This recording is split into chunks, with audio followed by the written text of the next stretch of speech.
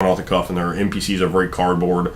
You know, once you start kind of probing into them a little bit, it's like, that's just nothing there, isn't it? And as soon as that illusion is broke for me, it's very hard to want to invest in that game mentally. So I try to take painstaking measures to make my NPCs as believable and credible as possible.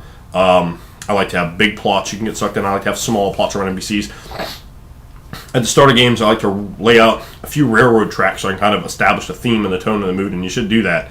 All sandboxing is actually kind of a bad idea, but then I like to give you a good amount of sandboxing in there. Then periodically there'll be little things, depending on what you've done, that are kind of, might be a little railroady. Okay, now you need to do this. So you have different styles of play working from session to session, so you change the pace and the style up. And I've learned to run a lot of different styles of games, and I like to integrate those into the game so that players can have a lot of interest there. I love horror games, but I will work pretty much all elements I can: romance, seduction, high fantasy. But typically, the majority of the stuff I do is very dark, gritty, low fantasy, horror type stuff in any sort of game. I like to work a little comedy in there, a lot of drama.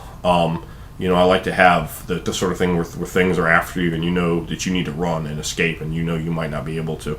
I've run Dungeons and Dragons. I've run Advanced Dungeons and Dragons. I've run 3.0. I've run 3.5.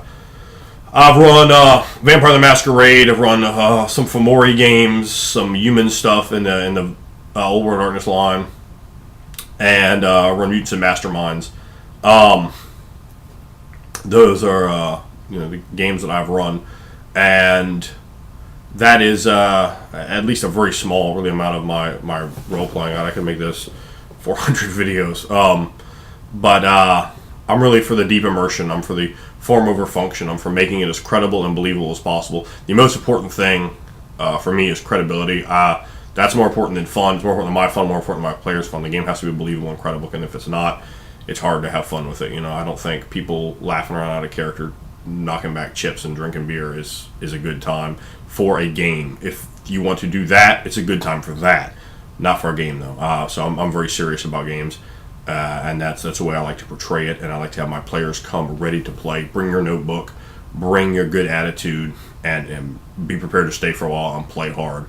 And try to give me as much as you can and immerse yourself in the character so we can create the most artistic and beautiful experience we can out of the game. So that's how I like to run games. And, you guys, you're in the same area as I am. I'd love to hang out with you guys, have you in a game. You will never see me run a game at a convention because I can't compress my style into 4 hours. It just, what is, to me, my style just is so stripped away at that amount that it just is not really doable. But thanks for watching, and please feel free to ask any questions you have, or goof on my style or whatever you like.